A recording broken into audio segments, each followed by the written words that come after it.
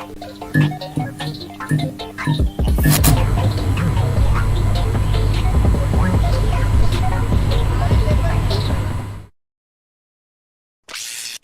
fully charged.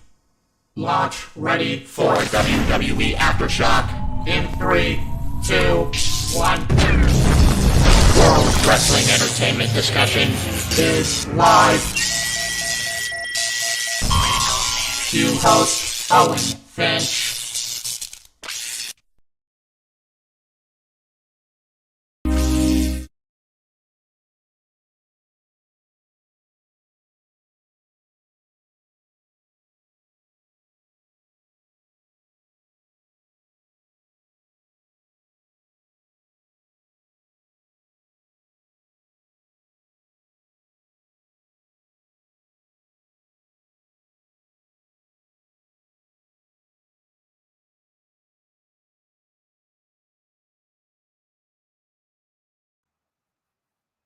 Oh my gosh.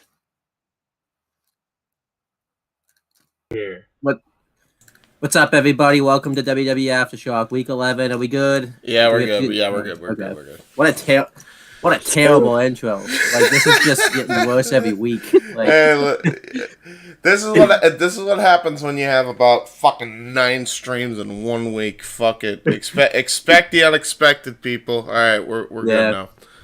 But yeah, you know who we are. Owen the Birdman Finch. Chris Daughter's right there. It's too early in the morning for any smart nickname retro. Chris Todd's just right there. He's right here. What's going on, Chris? I'm doing fantastic. You can tell I'm an angry person this morning. Another day, another night. Whatever the fuck it's called. Which day? It's 7:36 in the morning. Yeah, I told you that we're gonna be doing a 2:30 live stream pretty soon, so be ready for that. So, it'll be Krista's snoring compilation. Yeah.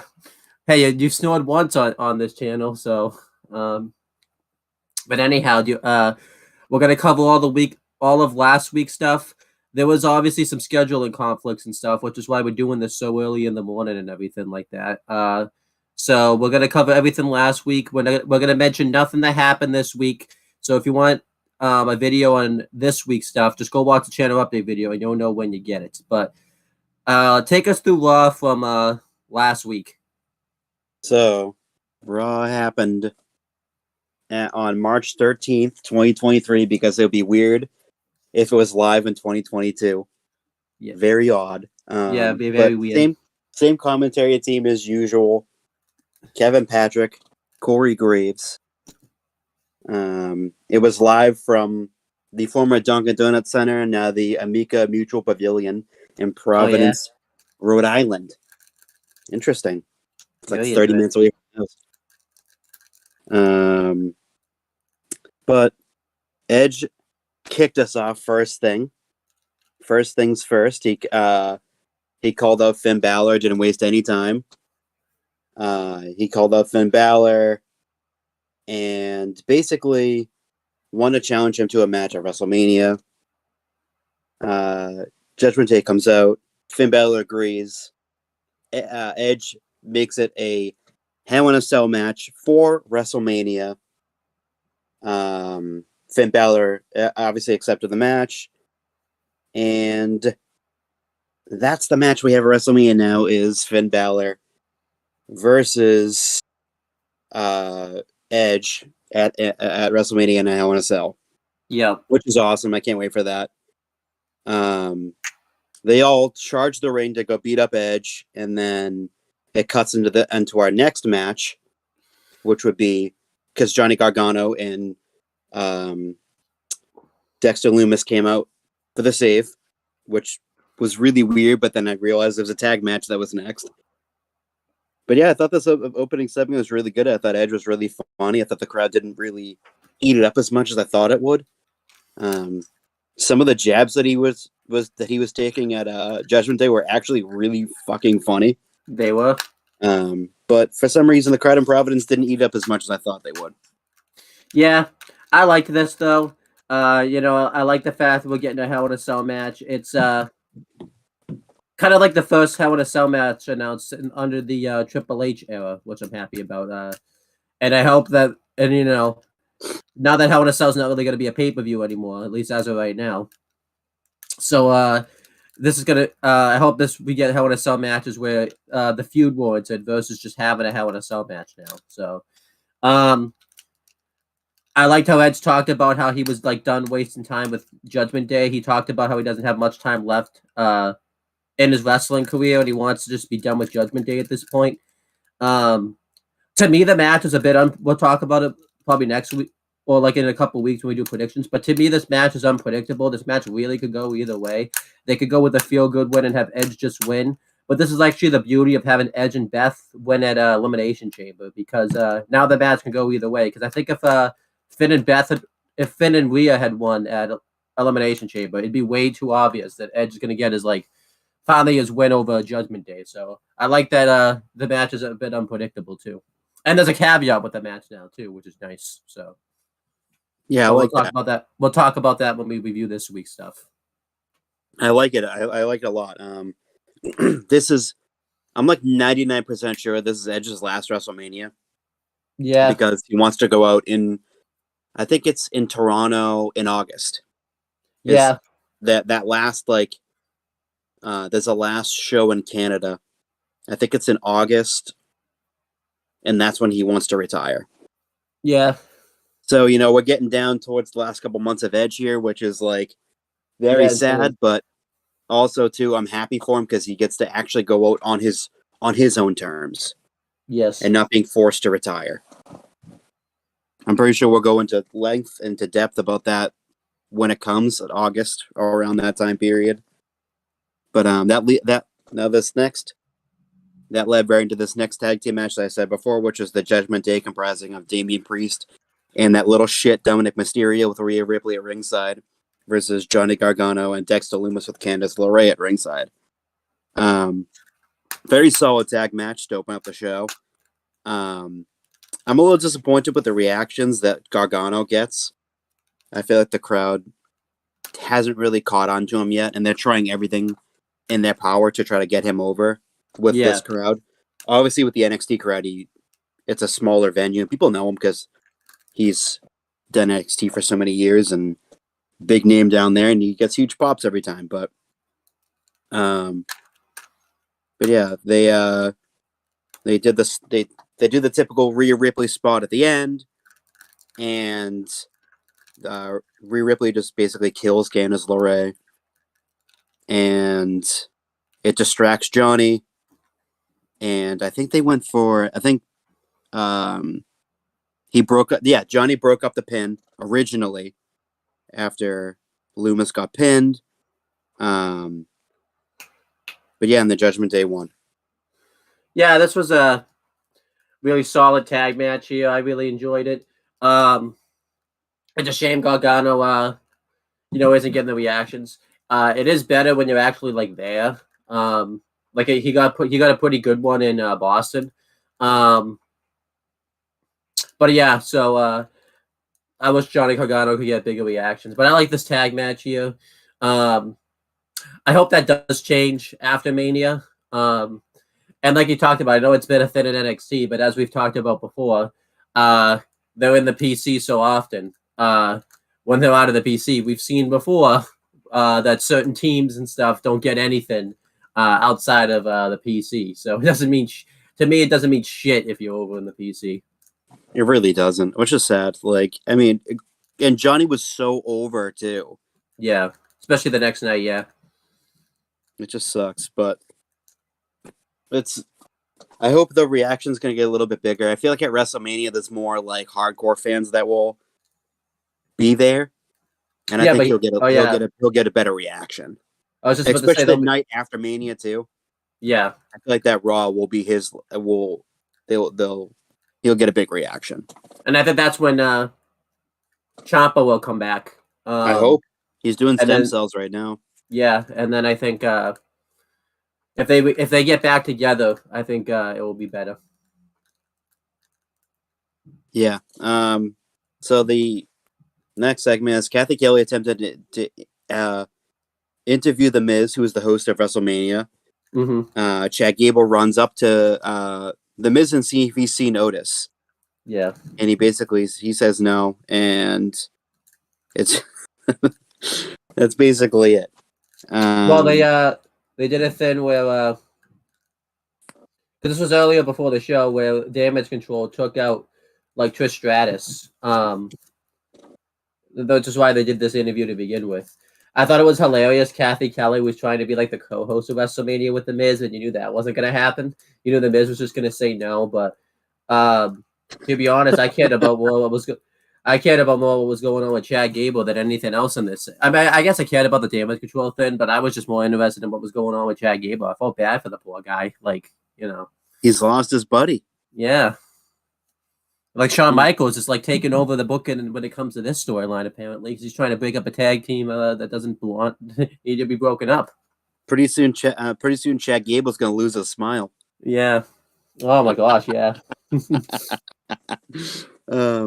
So the next segment we have again the Go Segment to segment here after a commercial break, and it's MVP and Omos calling out, not calling out, but a face-to-face with Brock Lesnar. Yes.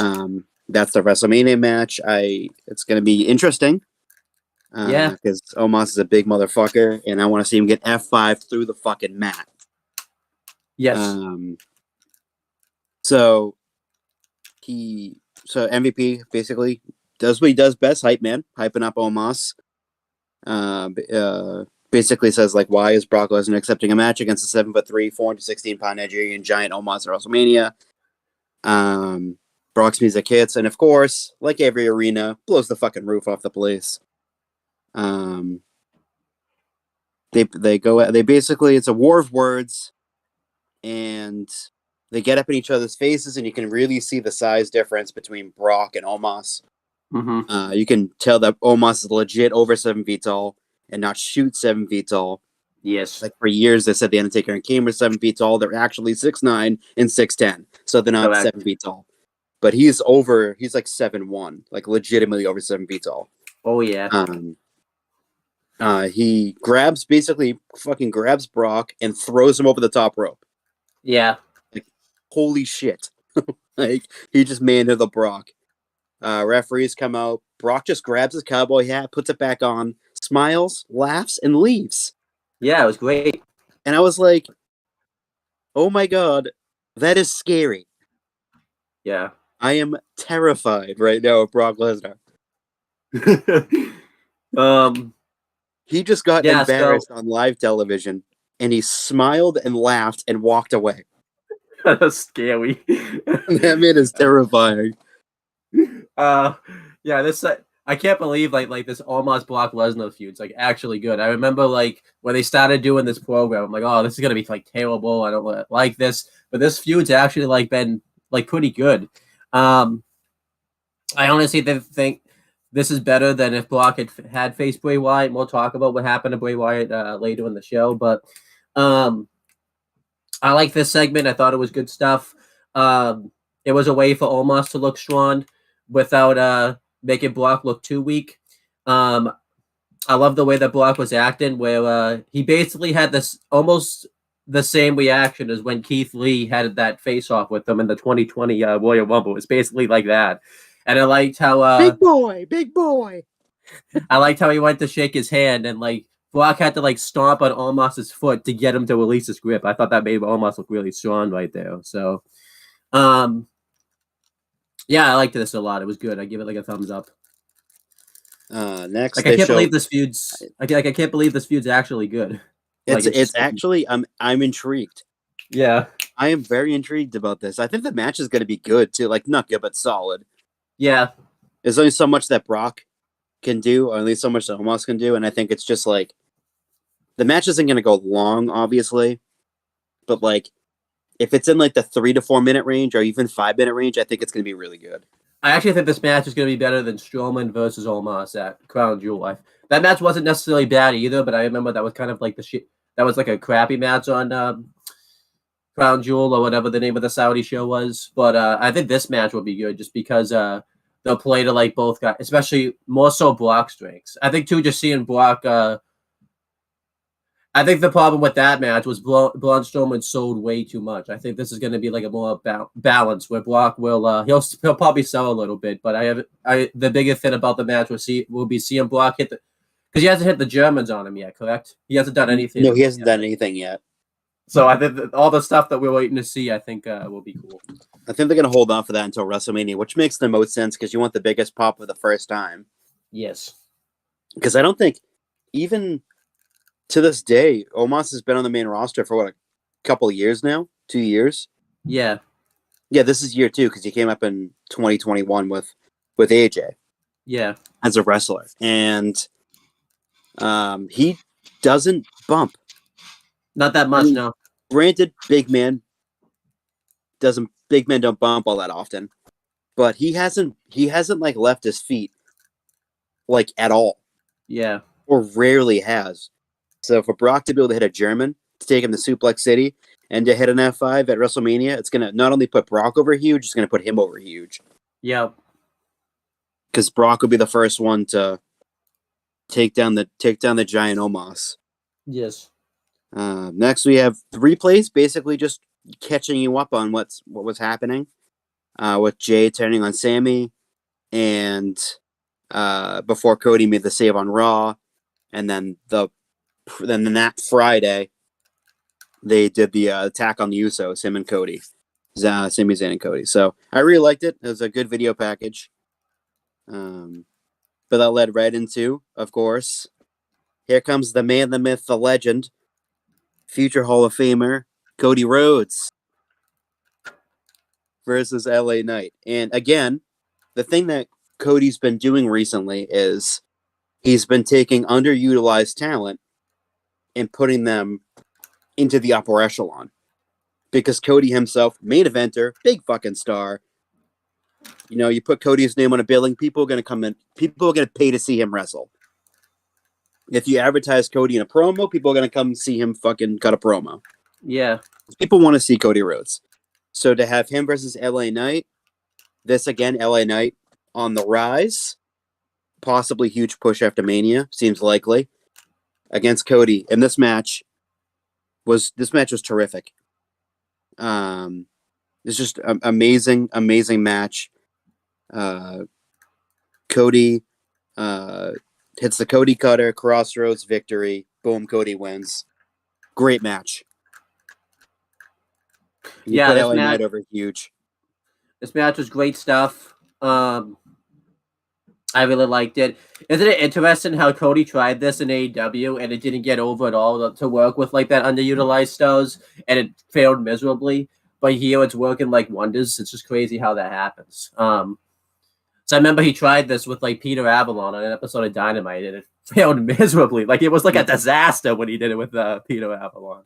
Because it wasn't like a mid-card guy. It was like a fucking jobber. Peter Avalon his gimmick was he was funny. Yeah. Like that was it. Like there was that when it was like a 4-minute squash match. Yeah. Correct me if I'm wrong too. Wasn't that when he was like he had just transitioned to like the Rick Rude like version of himself, correct? That's when he just transitioned. Yes, he was doing like they had just started the stable at the time. Yeah. And he was like being goofy. Yeah. He had a 5-minute match with Peter Avalon on Dynamite, which made no sense. I think the reason why that didn't work also, because if you remember, Cody had already hit like his signature moves and everything like that, like before he even had the match. Like 2 minutes into the match, and the match is like, I'm like, okay, it's over. And then they wrestle for another 3 minutes. And I was like, wait a minute, he hit the Crossroads, he hit the Cody Cutter, he hit a couple of he hit the disaster kick. And I was like, what the fuck? I'm like, why is this match still going on? I know. And this is different though, because LA Knight's definitely LA Knight's like a much bigger star than Peter Avalon was, but people want when you talk about stuff like that, everyone blames Cody for the reason he didn't get over. Oh my god, when you talk about stuff like that, you no wonder why Cody fucking left AEW. Like, but anyhow, I like this match a lot though. It got LA Knight over huge. I believe Cody cuts a promo basically challenging Roman to have like some type. I don't think he challenged him to have a face-to-face off, but it basically set up the face-to-face segment that happened this last Monday, pretty much. So Yeah, it's really good. it was a really good match. Again, like the fact that Cody can just do this and it gets over, it just makes sense. And the matches are always good too, because it's like it's always against good talent. Yes. So after the match, Cody cuts a extremely passionate promo about being about fighting Roman again and the bloodline, and basically subtly he was kind of playing with Sami and Kevin again to join him. They've been at wit's end with each other recently at this moment, and basically said again that he was 20 years old in front of the cameras. Yeah, and which is true. He was really fucking young. Yeah, that's crazy. When he made his debut in WWE, he was 20 years old.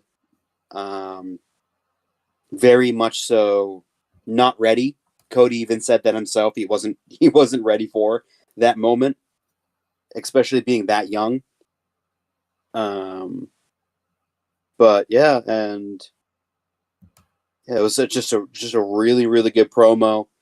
And he said that at the end, this is kind of like the subtle hint that that they're main eventing night 2, because he said on April 2nd, yeah, I'm going to win the undisputed Universal Heavyweight Championship. Yeah, it's a great promo. Yeah, it's really good promo. So we have some comments from James. He's just commenting on what we said. He responded to the Cowboy Block thing, where he said, "Yeah, why is Cowboy Block so scary yet so funny at the same time?" He said, "I'm frighteningly sports entertained," and he does like 3 laughing emojis because it's funny stuff. Then he wrote, "Cody versus LA Knight on the stick." Yeah, but also in the ring, dummy. Yeah. I can't believe that fucking catchphrase is over in WWE. I really can't even believe that. I love it. But yeah, really good promo by Cody. It sets up the Mania main event really well.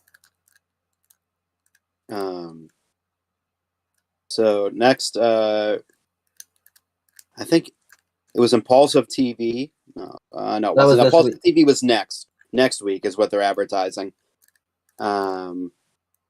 My fucking phone would fucking stop freezing. That'd be nice. Seth Rollins is interviewed, and he's doing his, typical Seth Rollins goofy ass shit, just dancing around backstage. I believe this is the week after he got knocked out by Logan. Yeah. So yeah. Next week they basically said that Logan Paul's there's gonna be Impulsive TV next week. But yeah, I thought this segment was This is when Baron Corbin came up too and like offered to help Seth Rollins train in boxing, but Seth Rollins he didn't accept. He said he'd rather get trained by his daughter than by Baron Corbin, and I think Baron Corbin threw shade at his daughter, so this led to a match. Ooh, because I like how because you don't mention. I was just saying you don't mention somebody's kids, but Seth Rollins kind of started that anyway. So I don't get what the hell. It's like they made it seem like Baron Corbin went there with the kids, but Seth Rollins mentioned it before he did. So, oof. I think the Miz came up too, and it was kind of like whatever. Yeah, they said basically Miz is going to be the guest, but he wasn't. So yeah, you knew that wasn't. That wasn't going to happen. Impulsive TV with the Miz as the guest, but a little spoiler alert, wasn't. Yeah, he was not the guest. Which everyone I think saw coming. So next we had the match that was set up the week prior, which was Elias with Rick Boogs versus Bronson Reed. After that funny segment where Rick Boogs basically said that Elias wanted to fight Bronson Reed, which was hysterical. I mean, he read his lips. Yeah, he did. He read his lips. He told him to read his lips. Basically, I'll say this. Not much of a match. But they had to scrape Elias off the mat because Bronson Reed flattened him with the tsunami for the win. Yeah. I don't know what else to say about like Rick Boots was out there taking notes because Elias told him to be out there so he could like get a full view of what to do, and I hope Rick Boots is taking good notes because do the opposite of what Elias just did. That is not what you do. That is it's not good. This will, I don't know why I like this so much. I think because of Rick Boogs, and I think I just love seeing Elias get destroyed every week because I just don't care about him anymore. So it's just like, get that dude off. I mean, don't think anyone does. Yeah, I don't know. Maybe I just like seeing people get destroyed. I just have a obviously kayfabe. I don't want to see anyone like legitimately. I don't know. I think I'd laugh if someone legitimately got destroyed though too. If it was like funny enough, I don't know. I'm tired. Give me a break. So leave you the break. Continue. I don't know. This was funny to me. I laugh. I just laugh because then like I think when Elias got offense and like Corey Graves and I think mainly Kevin Patrick was trying like, oh, maybe there's some hope right here. Like, yeah, there's no hope. There's never any hope for Elias. There's no hope for Elias. He's done. He's done for. I was laughing. It's just funny. Why is my phone being an asshole this morning? Am I trying to fucking get the notes that I'm trying to read? It's fucking like give me the white screen of death. I might be doing the raw notes in a couple minutes. Okay. So Kathy Kelly, they did the segment with Kathy Kelly, basically checking up on Trish in the trainer's room. Yes. And she basically says she's gonna kill them all, essentially. Yeah. But yeah, then I don't even remember the rest of it, but that's all that I remember from Trish. Trish is very angry and has every right to be because she got jumped from behind. And then Chad Gable came up with flyers looking for Otis. Yeah. That was so funny. Becky Lynch was so mean to Chad here. I was very sad. It's like he was trying. Both Becky and Lita were very mean to Chad. That wasn't very nice. Like he's trying to find his friend, and they just knocked the flyers out of his hand. That was so mean. That's so mean. Mean girls. So this segment's a thumbs down just for that alone. Like that's very mean. I know. I understand you're mad, but you don't need to take out your freaking anger on Chad Gable. That was so mean. Mean. That was so cruel and unusual. It's cruel and unusual punishment. Yeah. He's just trying to find his friend. And you're being so mean to him. Yeah. And then, so the next segment, again, Kathy Kelly, they cut to a video package of John Cena emasculating Austin Theory. And he says, you don't have a brain, you don't have a heart. And then he hits him in the nuts. And he sack tapped him. And I was laughing my ass off hysterically. Because he absolutely eviscerated Austin Theory on the mic. And people said that he buried Theory, but again, he didn't. Yes. Theory's the cocky, arrogant heel. He deserved to be put in his place by literally someone who is identical to what he is. So, if you look back at young, cocky, heel Cena, it's literally Austin Theory. Like, it really is. Yeah. There's so many parallels to the gimmick. It's not even funny. But yeah, so they cut to commercial break and they come back. And Kathy Kelly again with backstage duty. She's busy tonight. Interviewing Kevin Owens about a street fight. And he basically said that he wants to fight. Basically, I'll paraphrase this. Says basically wants to fight the Bloodline on his own tonight. He doesn't want Cody. He doesn't want Sami coming out and helping him. He wants to fight solo on his own, and he doesn't want any help. I loved it. I like the segment, but stubborn, hard-headed Kevin Owens wants to do everything by himself. Yeah. Kevin Owens was excellent promo here, but thank God his stubbornness ends on Friday. I'm just happy about that. So they cut to the next segment, and it's the Street Profits are making fun of Austin Theory. Cena emasculated him, and Theory comes up and insults them. Very rude, I might add. What a jerk. He's a heel though, so he has to. He said he wants to fight the best member of the Street Profits, which he didn't say it was Montez Ford. He said it was Angelo Dawkins, and he said that he'll face Angelo tonight. Which they did, and that was the match. It was Theory versus Dawkins.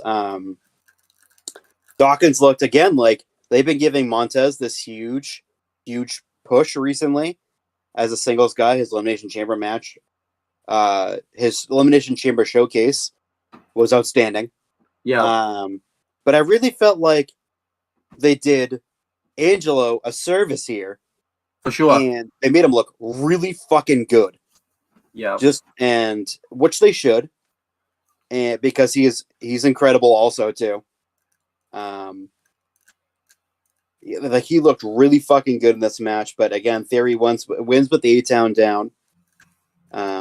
Really good match. And again, like Angelo looked really fucking good in this match. He did. I like this match, yeah. It was good stuff. I thought Angelo Dawkins looked really good. For a fact, by the way, if this was an NXT, like the Street Profits would have broken up by now. And I say that with what happens on NXT the next day. Like they would have done something where like Angelo Dawkins, there wouldn't even be like a confrontation about it. They would have just broken up like randomly. They have like a tag match and then like Angelo Dawkins. No, actually, I feel like too Sean would get it wrong. He would have freaking Montez Ford turn on Angelo Dawkins, the guy that actually is getting the push. He'd have the wrong guy. He'd have the wrong guy turn or something. He would have turned them like a year ago. He would have had Dawkins turning on him a year ago. Yeah. But after the match, Theory, being a douche, attacks Angelo Dawkins and locks him in the STF, which of course, if you haven't watched wrestling at all in the last 15 years, that's Cena's finisher. That's his famous signature move that he's used for an extremely long time. And is never put on correctly. I think Theory's might have been better than Cena's. And I don't think so. And Montez ran out to make the save for his best friend and tag team partner. And there he kept yelling, "You can't see me." Which it doesn't work because we absolutely saw you. Yeah, this isn't any 2K. This is not any 2K bullshit right here. But I thought the post match was fine. Yeah, it was fine. It sets up a match. I think they announced it later on, but I'm just gonna say it now. It's Montez versus Theory next week on Raw. On this past Raw for the next week's Raw. Whatever I'm saying. I don't even know what the fuck I'm saying. I don't know anymore. For Raw that just happened on Monday, they announced it last week that they were gonna have a match. Yes. There we go. I will allow that. Yes. That we will review at some point this week. No, next week. Next week, whatever the fuck it is. I don't even know anymore. What's time? Yeah, we don't know what time anymore. So Paul Heyman. So next week they announced that Rey Mysterio is going to be on Monday Night Raw, and so they, which is huge because he has been around a while. But they go to commercial break and they come back, and again, Paul Heyman. It's Kathy Kelly again. This is the fourth time we've seen her on the show. I know, what the hell was Byron Saxton doing all night? Was he just like sitting on his hands all night? Like he was pooping himself. I don't know what he was doing. Paul Heyman cuts again. Like, I don't want to go too much into depth on this, but like, because I can't do justice to a Paul Heyman segment promo, words that come out of his mouth. It was just really fucking good again. Yeah, because Paul Heyman's an excellent talker. Just go back and watch the segment. It was great. It was really fucking good. This is where the biggest thing to take from that segment is that Roman Reigns was going to be on Raw on the next episode, which was this past Monday's episode of Raw. So, and then he put over Cody and Kevin and Sammy big time again. I'm so proud of him. Whenever he does those backstage segments, Yeah. Heyman does them. He always puts over the talent like their Hall of Fame caliber. Yes. And that's, to me, what's really sold this match. Him, Roman versus Cody, and eventually the Usos versus Kevin and Sammy, is that he's put over Cody, Kevin, and Sammy like $1 million. Absolutely. And it makes them believable challengers. Yeah. As opposed to just, these three random guys competing against the heavyweight and tag team championships at WrestleMania. He makes it so it's like, okay, this is a little bit of background on Kevin and Sammy and on Cody. And I'm going to go into depth on each guy. I feel like that's been, I mean, he kind of did that a little bit during the Vince era, I guess, but I feel like more so during like the Triple H era. He's put over everyone that Roman's faced. Like they're legitimate. Yeah. And not just like, he's just some random guy, like a one-off match. Yeah. At Mania, and he's going to lose. It's like, he put over Cody huge, put over Sammy huge, and put over Kevin huge. So they had so on the bump. This is big. Ric Flair announced that the next Hall of Fame inductee into the class of into the 2023 class is the legendary Keiji Muto, known as the Great Muta. When I found that out, I was ecstatic because Keiji Muto just retired like a month or so ago, 2 months ago, from his long, illustrious career. Well deserving of going into the Hall of Fame. Rick is going to be the one that inducts him into the Hall of Fame, which is, I mean, they have a long history, but if they could have worked out a deal with the old Stinger there, that would have been nice. I know. In the other company, but I'm okay with it. I'm okay with it being Rick. Yeah. So I watched that episode of The Bump actually because I had heard there was going to be like a Hall of Fame like inductee announced. I was really happy about it. I was kind of thinking it was going to be the Great Muta. I was really pissed they announced it on The Bump though. I wish they had just announced it on Raw. I feel like it would have gotten like a big reaction. I don't know why they wasted it on The Bump. Maybe Ric Flair couldn't appear on Raw, but so they wanted Ric Flair to announce it. And it was just easier for Ric Flair to announce it on The Bump. But I feel like they could have just done a segment like at his house or something where he announced it on Raw instead of The Bump. Maybe they wanted to get because The Bump does pretty well in numbers and things like that. So maybe they wanted it to be announced on The Bump. But the thing that sucked about it being on The Bump is he was on like a Zoom call. And like, if you know how Zoom works, which is why I don't do videos on Zoom. James has tried to get me to do videos on Zoom, and like he's like tried. Like, you know how stubborn James can be sometimes. When it comes to Zoom, I am really stubborn. Videos on Zoom do not happen they're not happening. I feel like just because it gives me like PTSD from like the pandemic and stuff. So I would not use Zoom. I refuse. I hate Zoom so much that I like deleted it off my computer and never thought of it again. That's I don't think I've ever used it. Yeah, it sucks. I remember it's even worse because I had to do like a college thing on there. And I think the thing that sucks about Zoom is if somebody says something, it messes up the whole video. Like, it's just terrible. Like, Zoom's the worst. And I think that's why I didn't really like it that they announced it on The Bump, because you could tell Flair was using like Zoom or something.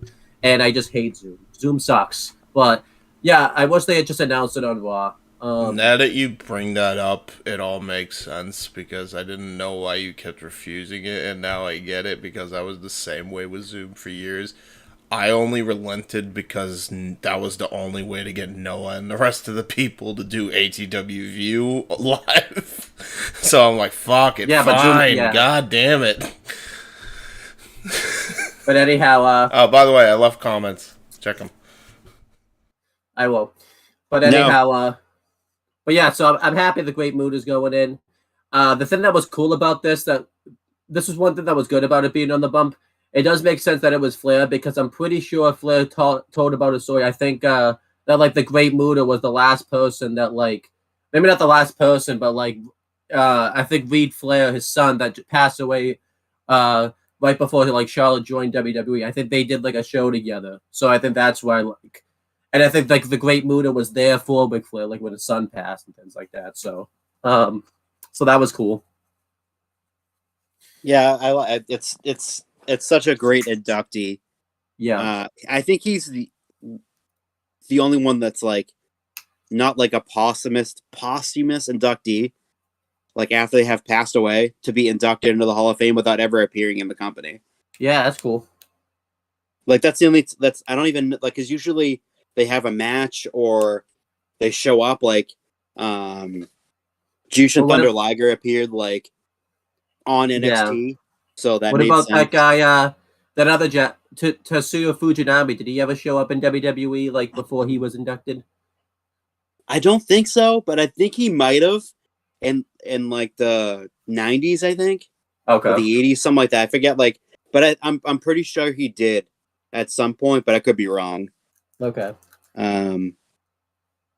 So next, got back to Raw, and Rey Mysterio makes his way to the ring. A big "You Deserve It" chant, because the previous week he was announced as being inducted in the WWE Hall of Fame, which is fucking awesome.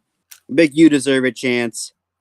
He was very emotional about it, very, very humble about it.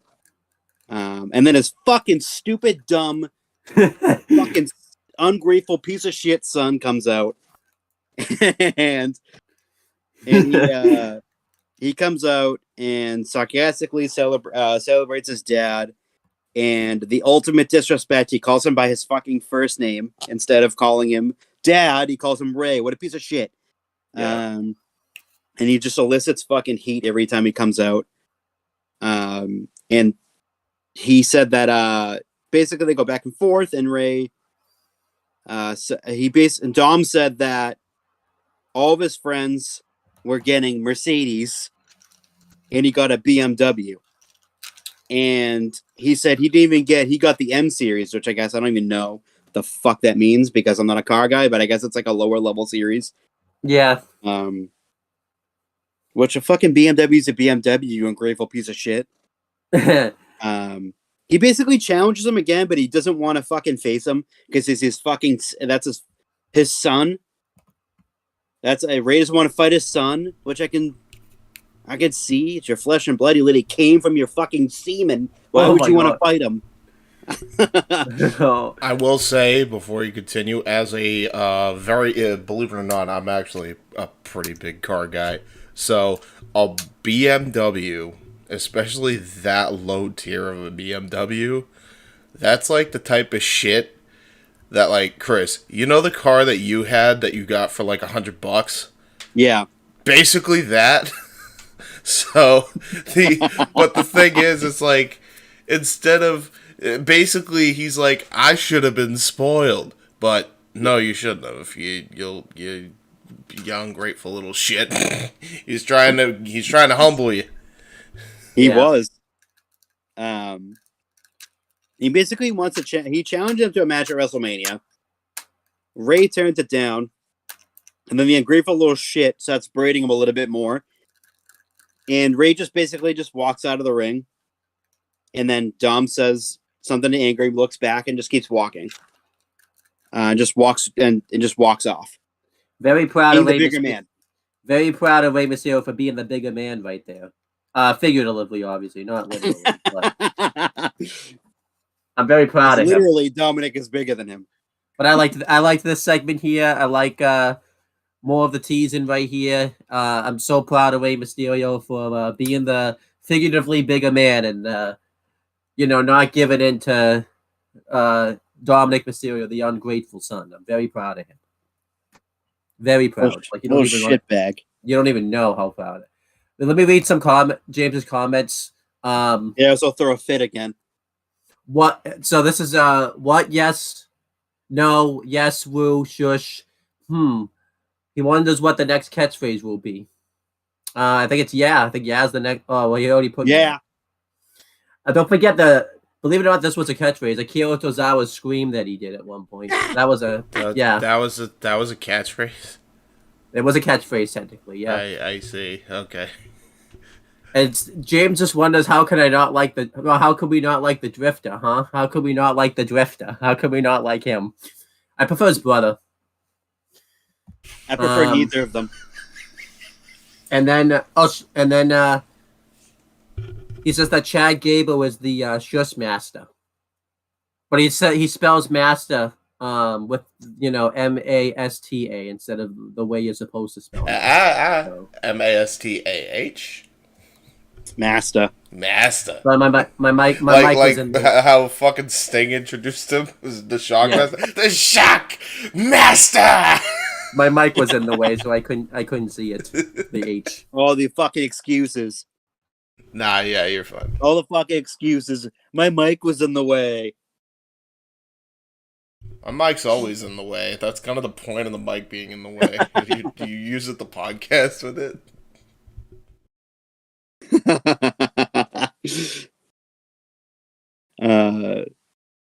So again, can we stop fucking having Kathy Kelly be on the show?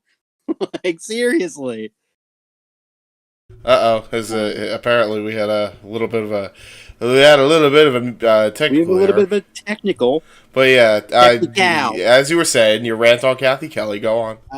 Can they have someone else do backstage interviews? It's like the fifth time she's been on the fucking show. Again, what was Byron Saxton doing all night? Like, you know what? I will say, you guys shit on AEW, but the one thing AEW is good at is having more than one fucking interview. Byron Saxton has done one backstage interview in the last month. That's his fucking job now, as backstage interviewer. I mean, he's not as hot as Kathy Kelly. I mean, I don't think people are craving to see Byron Saxton on their TV screens and be like, ooh la la, I'm just saying. I just want Kathy Kelly deserves a break, though. She's got to make those funny TikTok videos that she makes on TikTok. So,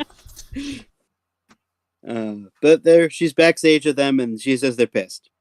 Trish says they're pissed off, and they're gonna fucking kill them. Yeah, okay. Better than be pissed off than pissed on, right? Some people like it the other way around. This is what happens when we do videos at 7:30 in the morning. I just don't care.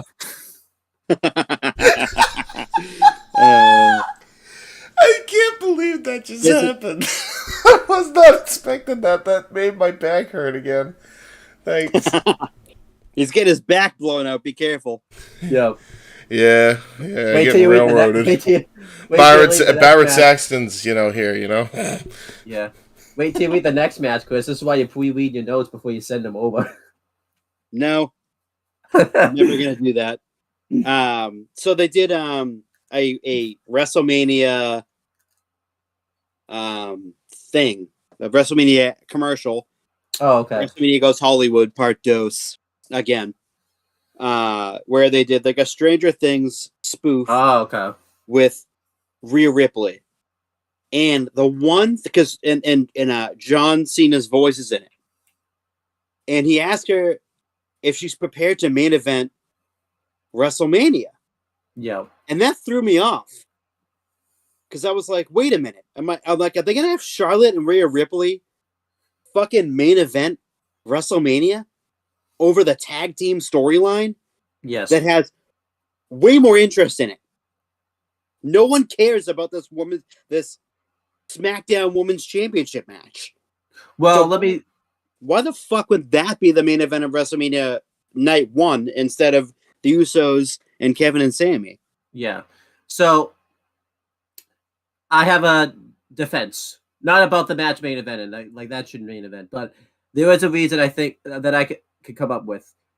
I think they filmed these commercials so long ago that maybe they had that in mind where, maybe John Cena said it and they filmed these commercials so long ago that, it was like in post, they didn't really fix it. But there was another defense I do have. As you know, sometimes WWE likes to call anything the main event. I mean, if you remember back in No Mercy 2016, they called the first match on the show the main event. It's like, oh, the main event's kicking off the show. I can't believe this. WWE has a tendency to call things main events that aren't main events. If you remember, I think they tried to say that one of CM Punk's matches at WrestleMania was like the main event match when We know that's not true because where was CM Punk now? He's at home right now. So WWE does market things main events that aren't the main events. I mean, they always say every year if you win the Royal Rumble, you main event WrestleMania. More often than not, I think the Royal Rumble winner has not main evented WrestleMania. If you probably sat down and did the statistics with somebody, which is why I wish Casey Gallagher was here because he would totally, he's the encyclopedia. I mean, he's the encyclopedia of WYW. But if you were to ask him, he would sit down and write down a bunch of statistics.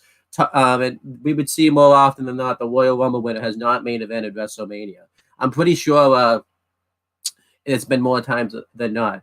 So, but if they do main event, last match on the show, Charlotte Flair and Rhea Ripley, you're making a massive mistake. It shouldn't main event any night. The only main event of night one of WrestleMania is the tag title match. If any other match main events, you might as well just shut off the rest of the show because there's nothing else to watch.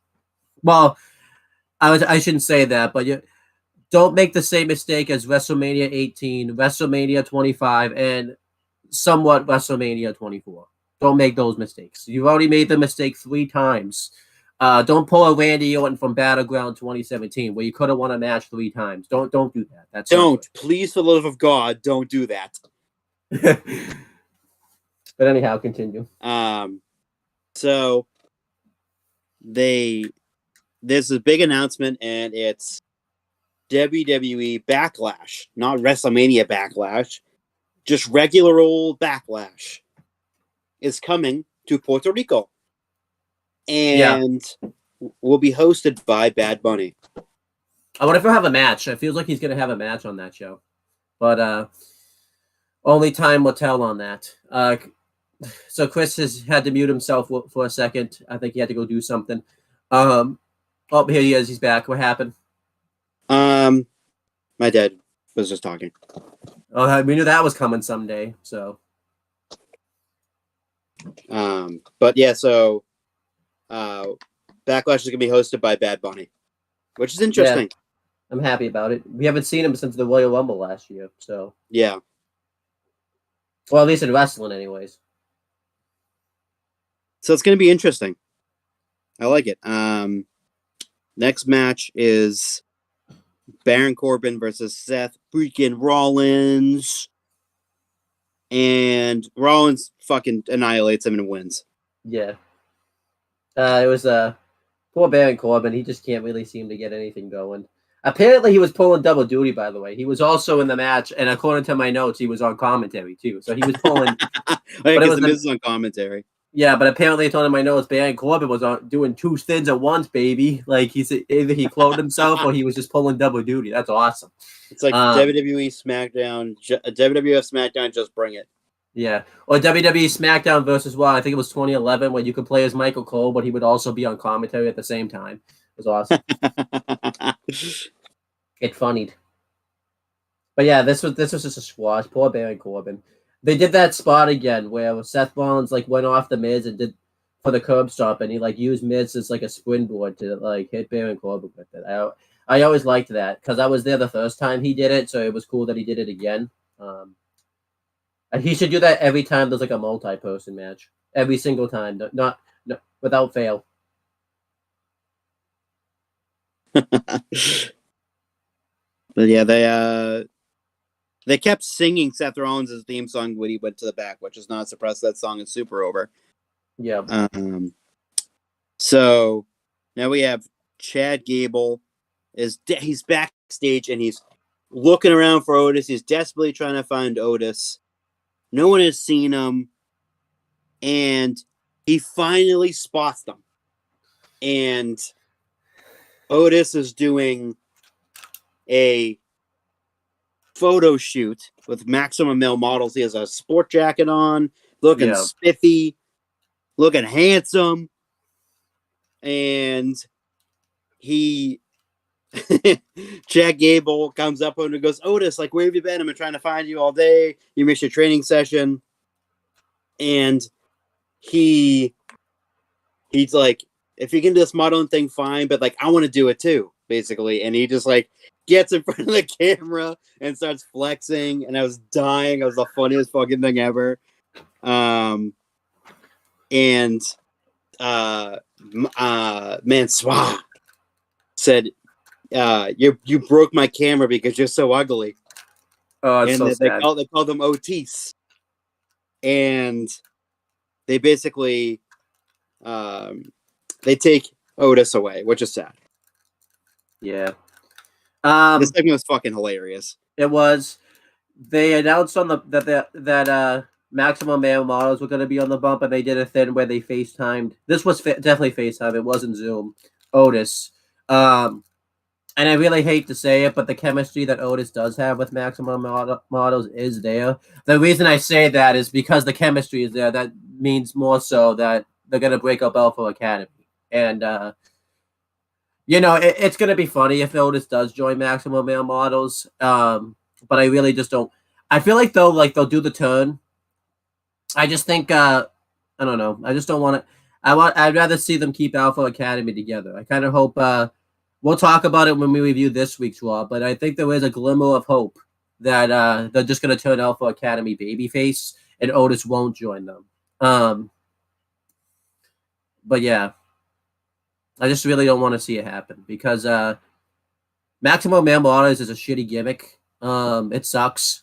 Otis being there could elevate it a little bit, but it's like, what I feel like there's a ceiling with Maximum Male Models. Otis and Chad Gable as Alpha Academy, while they have been used more so to put over other talent, they can go further as a tag team than if Otis joins Maximum Male Models. Please don't break up this tag team. Please. We'll get ready for the breakup.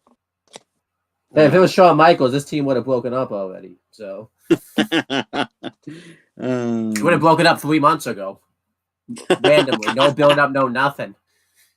Just done. See ya. The next thing is a match between Bianca Belair and Chelsea Green with Carmella at ringside. Saul has a nothing match. I didn't really care. Chelsea Green don't care. Bianca Belair wins with a KOD. It's a throwaway match on the show. Yeah. I think because I knew the main event, I knew Kevin Owens and Solo Sikoa was going to be coming on pretty soon. So I'm like, yeah, whatever. Just give me Kevin Owens, give me Solo Sikoa. Just have them go do their thing. Just honestly, like, I forgot this match was even coming on until, like, I just thought they canceled the match or whatever. Like, they mentioned Mansoir was supposed to have a match on the show, but they said, like, he had, like, a injury or something. I'm wondering if the past 2 weeks they had to cut his match for time because they clearly, because they mentioned, like, this week that they were supposed to face the Good Brothers, and then that match didn't happen. I feel like they've been cut for time. It's like, whatever. I really didn't care about this match. I think because you knew Bianca Belair was going to win, so it's just like, whatever. No shot she wouldn't lose. No shot that she would lose. Yeah. So who cares?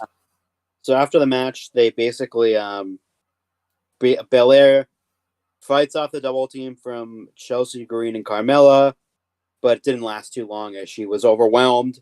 And Asuka comes out and sprays the green mist in Chelsea Green's face. They do a really awkward standoff where Asuka has the belt and Bianca tries to get it, and then Asuka pulls the belt away, and then Bianca yells, "Give me my belt back!" And then she pushes it forward, and then pulls it back, and then they both grab it. There's like a tug of war, and then Bianca gets the belt, and then Asuka leaves, and I was like, "Why the fuck did this happen?" Yeah, this was whatever. I was just waiting for Kevin Owens versus just Solo awful. Sikoa. I was waiting for Kevin Owens versus Solo Sikoa, so I was kind of like, whatever. So they come back, basically replays of earlier, in case you missed it, because you were watching the fucking show. They showed the Omos and Brock segment.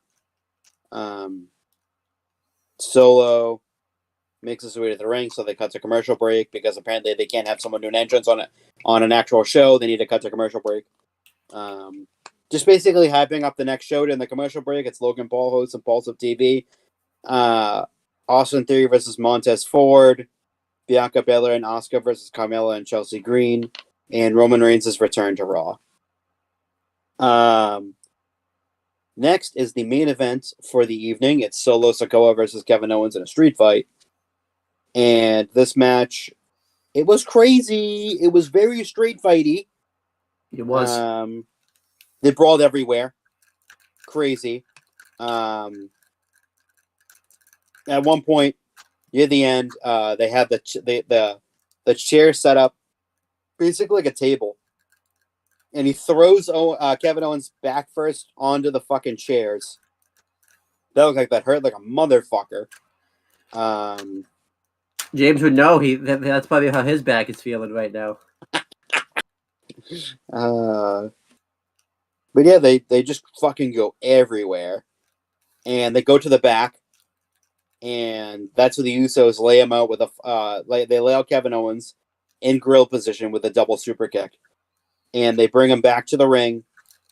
And Solo Sikoa hits him with a Samoan spike. And Kevin Owens sells it like a fucking maniac. He does. Because again, it's supposed to be a powerful move, and Kevin sold it perfectly. He did. And Solo Sikoa wins, and after the match, it showed Owens showing the after effects of what happened to him. Yeah. And Cody and Sammy listened and didn't show up. I don't even think Sammy was even there anyway, so I don't know if Sammy was going to show up. But yeah, this was a great main event here. I hate to say it, but Kevin Owens deserved for this to happen to him because his stubbornness. This is what happens when you're stubborn. You pay the price, and Kevin Owens had to pay the price here. And this needed to happen because he needed to break his stubbornness. Because if this did not happen, we would not have had what happened on SmackDown. So everything that happened here deserved it to happen.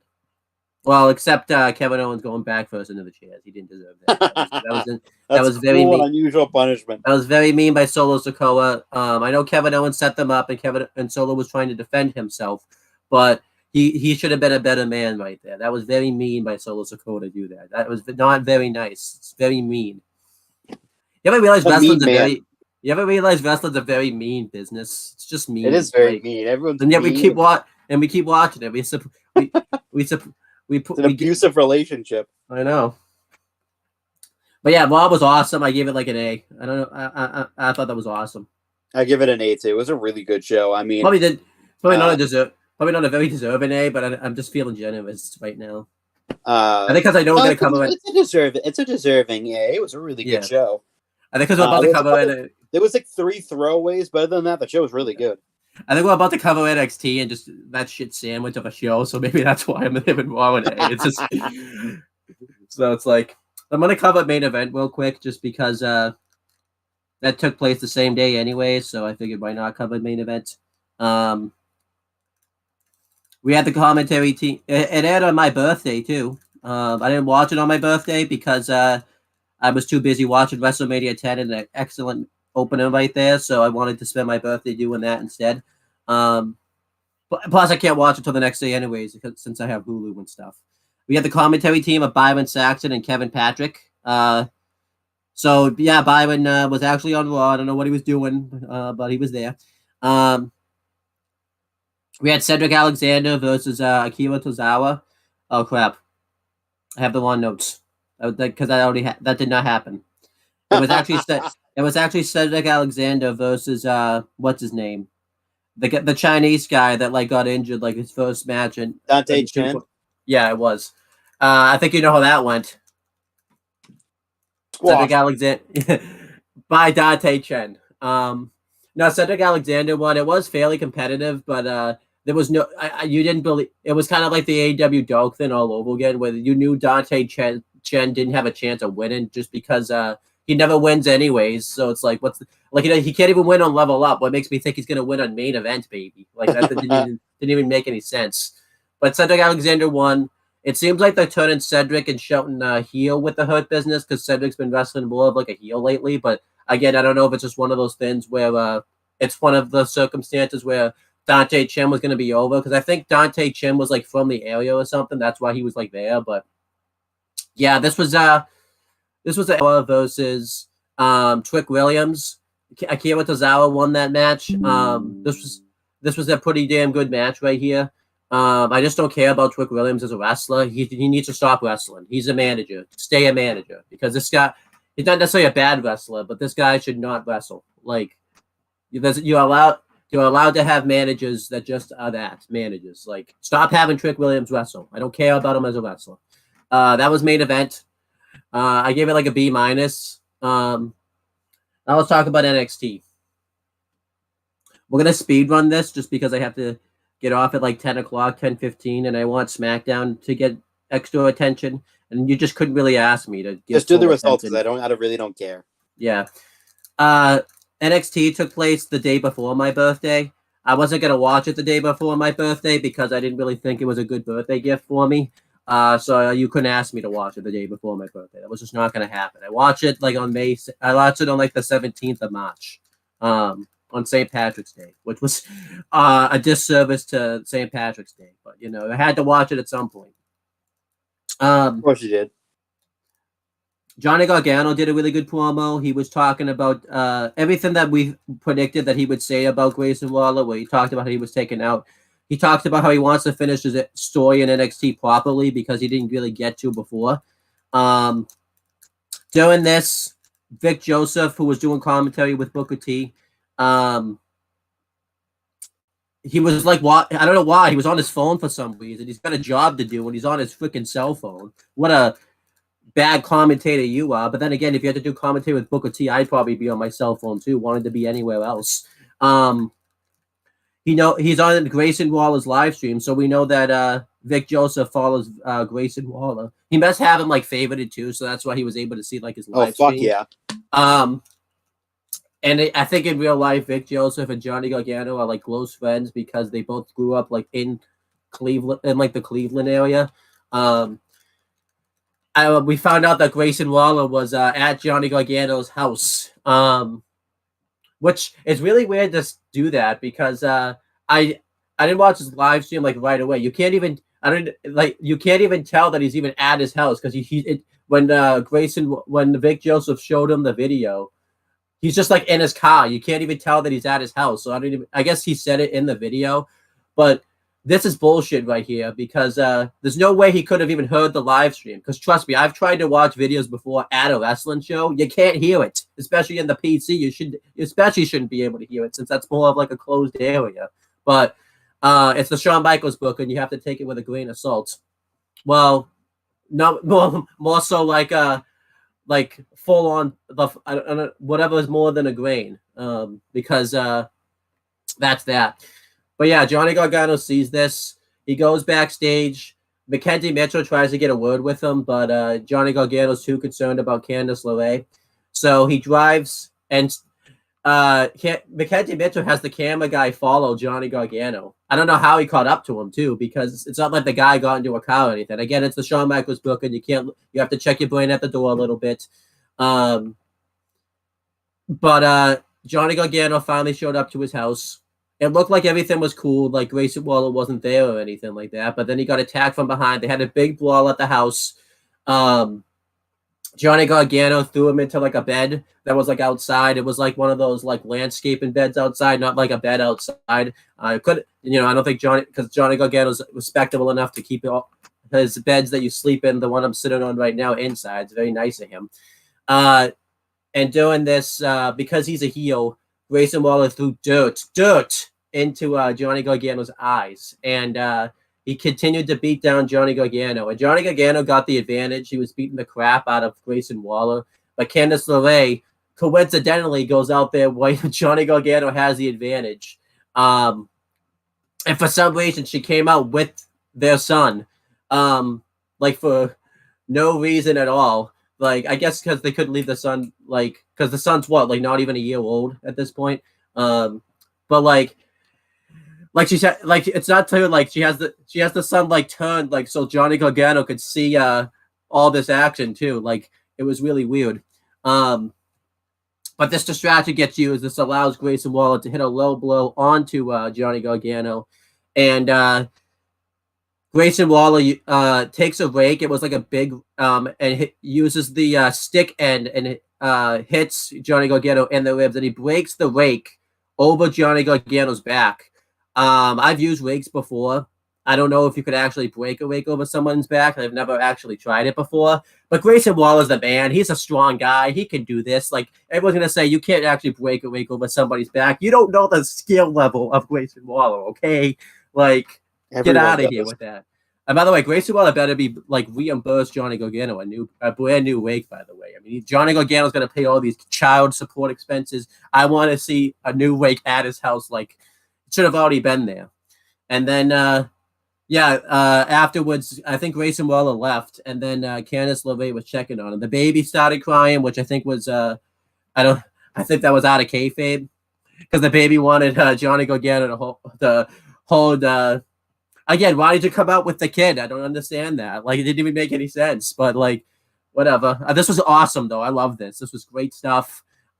This should have closed the show. This brawl right here, because the Carmelo Hayes and Braun Breaker segment was good, but this honestly should have ended the show, because I think that segment that happened like right before that Carmelo Hayes Braun Breaker segment, and I didn't care about it because I just saw this segment, and again, I just do not care about the NXT title match. You could not ask me to care about it. I know a lot of people do. I could not care about it. Grayson Waller is the star. Carmelo Hayes is a joke, and Braun Breaker is a joke. Well, they're not jokes, but not compared to Grayson Waller. They're freaking jokes. So the fact that that NXT title match, Braun Breaker versus Carmelo Hayes, is a freaking joke. That's a terrible booking decision, and it's why NXT is a failure every week. What do you think? Yeah, I agree. I honestly agree. Yeah. It should be Grayson Waller versus Johnny Gargano for the title. Yeah. Wesley's backstage. He's getting ready for the open challenge. Axiom follows him everywhere. I think legit everywhere. So that way he can be the first to accept the challenge. I like this. Later in the night, I'll just talk about it now. When it's time for the open challenge, they do the brawl again. And this is the one thing that NXT would get right every week. They finally screwed it up this week. Boy, did they ever. We don't get the open challenge pretty much. Everybody fights each other, and the open challenge just doesn't happen for reasons. Just because Shawn Michaels can't book. That's why it didn't happen. He just doesn't know how to book. He can't book anything. Except Grayson Waller, but that's because Grayson Waller is a freaking star. Instead of just doing the one-on-one match, Wesley has to defend the title in a fatal four-way match. No, it's a fatal five-way match. And he can pick the opponents, which I don't really care about that. They should have just done a one-on-one match. I don't know why they're doing a multi-person match for the North American Championship. This segment, the fact that we didn't get it was the biggest thing I was looking forward to all week was seeing Wesley defend his championship, and he didn't defend his championship. Instead, they threw time at freaking Apollo Crews versus Dabba-Kato, which was a terrible match, versus this. I really could have cared less about this. Like, Shawn Michaels can't book, so this segment sucks. I agree. Can I ask a question because before you go on, Chris? Because I'm hearing about a fatal five-way. Answer me this, right? Didn't 2 months ago they had 2 fatal five-ways in a new stipulation match not that long ago? You're correct. Why are you doing another fatal five-way? Especially because they're doing a multi-woman ladder match on the show also. Dude, why? Just book one-on-one matches. It's not hard. You have talent to book proper shit with. Yeah. Wesley's a good wrestler. Pair him with a good wrestler and stop trying to get some bullshit rookie over by pairing him up with like 5 other guys and trying to get him over. You know what? That's probably what they're doing. Yeah. Next, wait, hold on. Chris was gonna go. You wanted to say something? No, I don't care. You don't care? That was it. Okay. That's cool. Dabba-Kato versus Apollo Crews. I had no interest in to begin with. Yeah. Oh boy. Next, Gallus retained the NXT tag titles against Pretty Deadly. This was a good tag match here. Again, I just didn't care about it because I don't care about them having a match with each other. And I feel like they didn't care about it because I don't even think it went. They did the picture-in-picture like ad break to it either. And then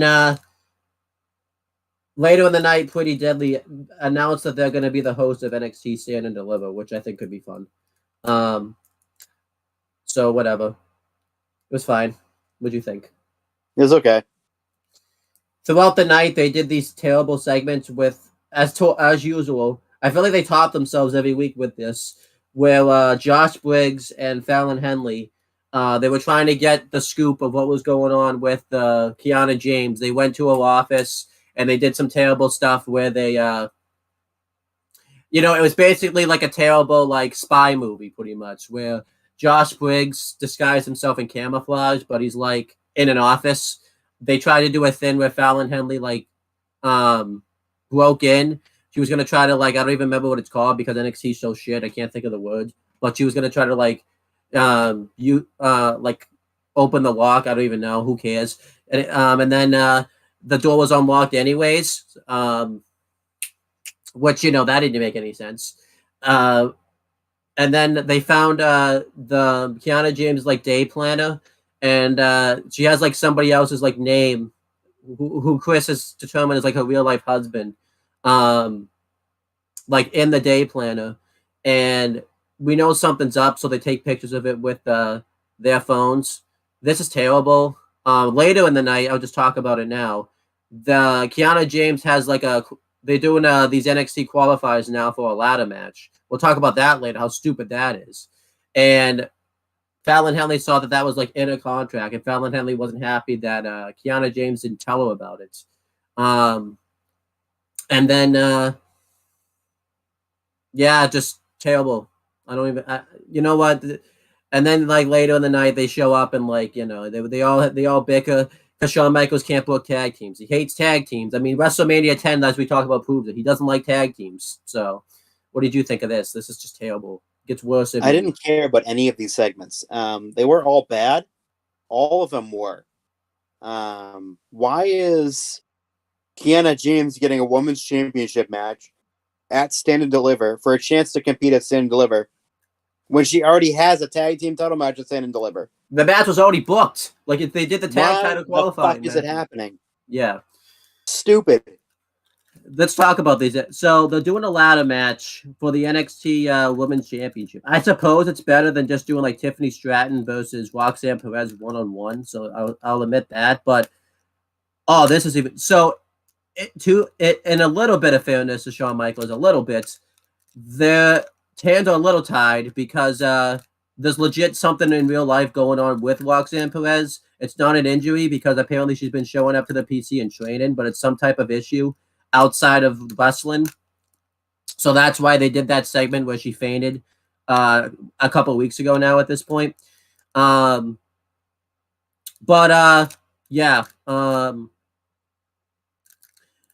are doing a qualifier, but Shawn Michaels tweeted, and we don't know what the case is with Roxanne Perez because they're doing a ladder match, but it's either for the vacant title or Roxanne Perez is going to be in the match somehow. We really don't know. They haven't really announced anything about it at all. But if this is the case, by the way, and Roxanne Perez isn't going to be around for a while, they need to bend over backwards to get Cora Jade to come back because they're lacking star power now in the NXT Women's Division. Because I think JC Jane just went out due to an injury now too.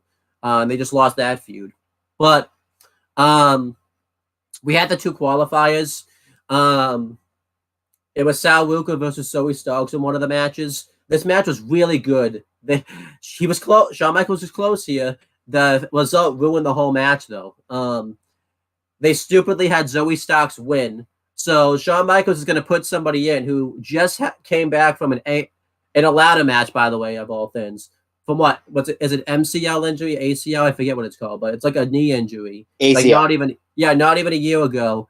She's going to put them in a ladder match. And instead of putting the person in that would be the easiest person to showcase in a ladder match, in Sal Ruka, who has the Soul Snatcher, seeing her hit that off a ladder would be so cool. Nah, let's put Zoe Starks, bland ass Zoe Starks in this match. So that's strike 2 right there. Here's strike 3. They gave Kiana James a qualifying match. You already knew she wasn't going to win that match because she already has a tag title match book. I don't even remember who she faced. Who did she face? Did she face I don't even know. Oh, she faced Gigi Dolan, who Gigi Dolan won. I really didn't care about that. I felt like Gigi Dolan just got really bland because now her feud of purpose is gone because JC Jane's legitimately injured. So it's just I don't care about the NXT Women's Championship ladder match. It's just gonna be a big spot fest. We're gonna say this ladder match ruled, but it really I'm done with these spot fest ladder matches. I know I say, oh, I love these spot fest ladder match, but this spot fest ladder match just doesn't even make any sense. I just legitimately do not care about this ladder match. You could not even ask me to care about this anymore. If you were gonna do a multi-person ladder match, it should have been for the North American titles, since they're doing a multi-person ladder match any freaking way. So it's like what I don't understand what they're doing. The Roxanne Perez thing, it really, I think, makes me not care about this ladder match. Also, what do you think about this ladder match going on?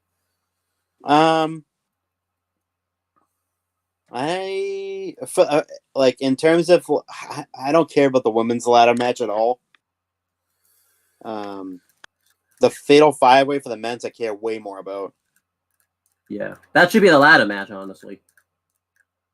I really don't care about the women's match. None of it. First of all, the booking doesn't even make any sense to begin with. Yeah. So I don't care about it nearly as much.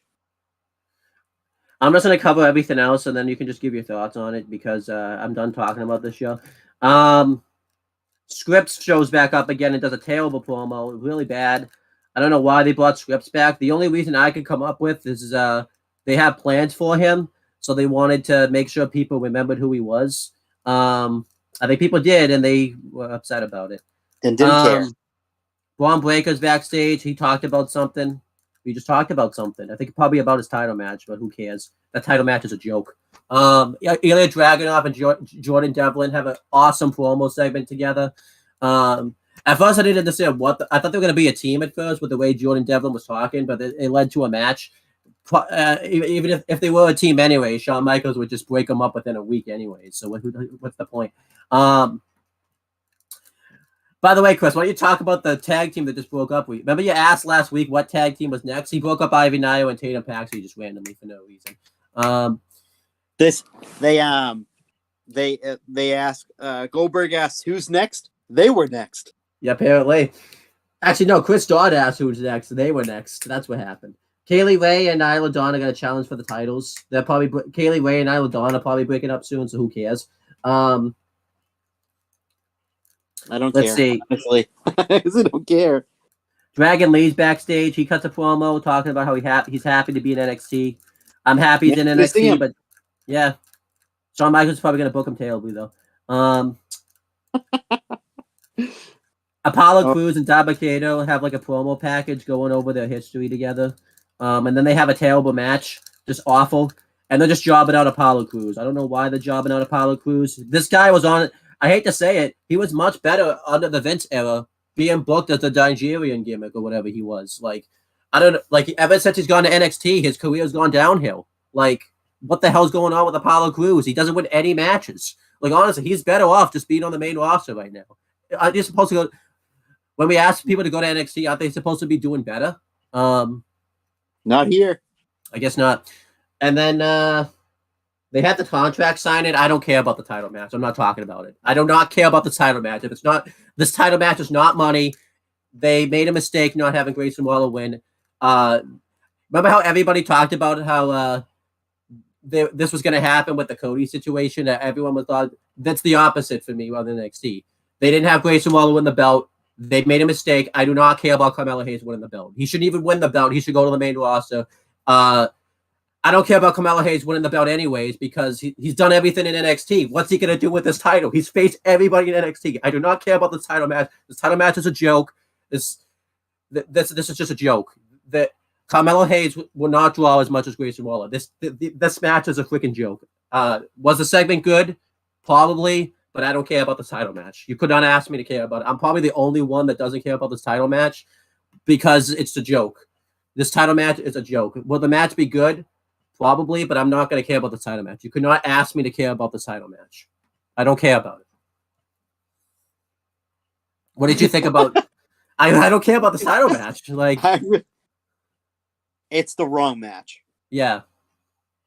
Like, honestly, Blonde Breaker is bland, and to me, I hate to say it, but Carmelo Hayes is really bland to me now. Mainly because, like, I do not care about him anymore. Like, he honestly should have been on the main roster after he lost the North American title the first time. He's been in the NXT way too long.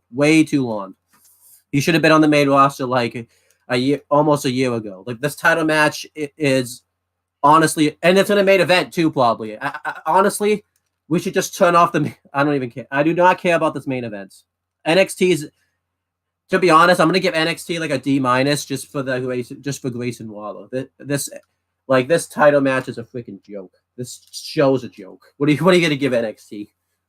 I give it a I'll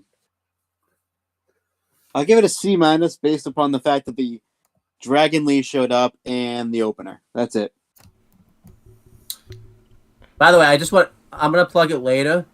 On CM Brothers, I just did like a big rant on the Death Note movie, as I talk about every time.